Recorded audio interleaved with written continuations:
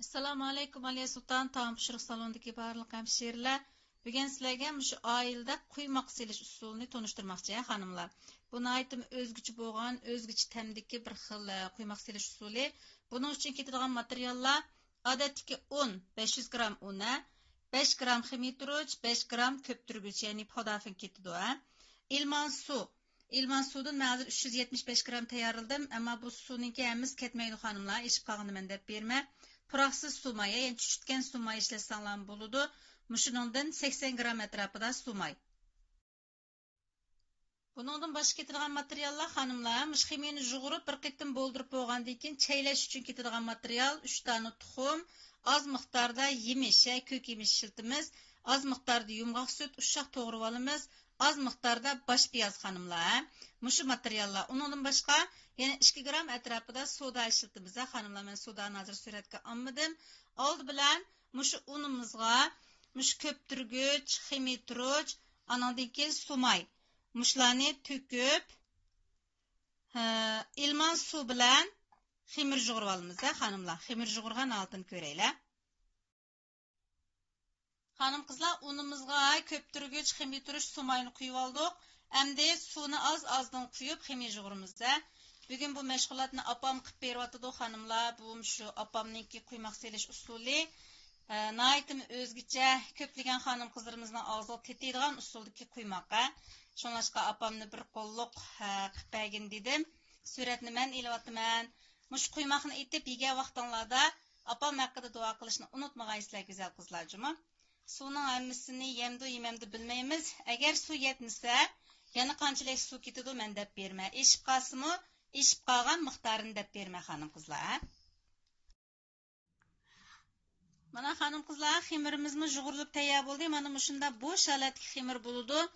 Bayıq tayarlagan suyumuzda mana shunchalik eshib qoldi ya. Buni mayli tarazilab qanchalik eshib qolganini deb berma. Jami 375 gram suv tayyorlagan xonimlar. Endi bu ximirimizning ustini bir qur maylab etib, sulyo bilan yipib, 1,5 soat atrofida bo'ldirimizda ravrus bo'lish kerak. Bo'lib ko'pib chiqqan ahvolini ko'raylar. Xonim qizlar, mana ximirlarimizmi bo'lib tayyor bo'ldi ya. Endi buni og'zini ichib xonimlar bununla bayı biz tayarlagan tuxum, çanıvagan piyaz, yumğaq süt, yemiş şu neslen sağandan sırt. Mao piyalda 2 gram etrafıda sudağa qaynaq su quyup, şunchalik qaynaq su quyup, bunu aralashtirib oldik. Sudani eritib oldik. Endi mush ximirimizning ustiga shuni quyimiz xonimlar. Quyup, anandan keyin 3 tane tuxumni chiqib buni to'kimiz. Qolgan aralashmalarni biraqla to'kib, obdan chelib olamiz. Qo'limiz bilan aralashtiramiz xonimlar. Hanım kızlar tuxumdan başta ikkinchi qilib turdik.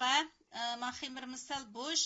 Endi 3 ta tuxum chaqsaq bek bo'shab ketmasin degan maqsadda ikkinchi qilib turdik. Aralashtirib baqili. Agar muvofiq bo'lsa bo'ldi, bo'lmasa yana bir tuxum chaqamiz.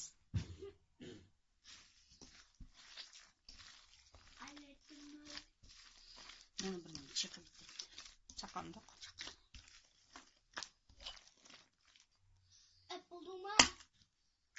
Üçlü tuxumni chaqavatimiz. Çilisini çakavattık, ani aralashtirış jarayonida az kayginni qilib qoldik. Chakavatdik xonimlar. Shu shaklda buni obdan chaylab, mush aralashmalarning hammasini aralashtiramiz xonimlar. Ana qizlar ximirni chaylash usuli mana shunda bo'ldi. Shu shaklda obdan buni chaylab, hamma aralashmalarni aralashtirib qo'ygandan keyin bu ximirimizni yani 1 saat etrafida qayta bolduramiz. Çünkü bu ximiyani biz çaylash jarayonida petriga yondirib etdik. Mayni qizitib agar musholat hisab qilsak bu quymoqimiz o'lmaydi, ujumi ko'pmaydi. Shuning uchun buni qayta boldurishimiz kerak. Bu bo'lgan altın ko'raylar xonimlar. Xonim qizlar, mana ximirimiz chaylanib bo'lgandan keyin qayta ko'pib bo'p tayyor bo'ldi ya. Men qozonda bo'lsa meyimiz kızıvatdı hanımlar. Meyimizniki havasını tenşep, bunu şu kolumuzda zul tutmayımız hanımlar. Sel bir cümle kaletki keltirip, əkeltip turip, mayığı silip pişirip alımız. Mayığı sağa vaxtımızda çömüşte toxtumasdan quymoqning üstüge mayını quyup durumuz. Anda boğan çağda muş quymoqning köpüş tezleşidir. Şu meşgulat öteyler.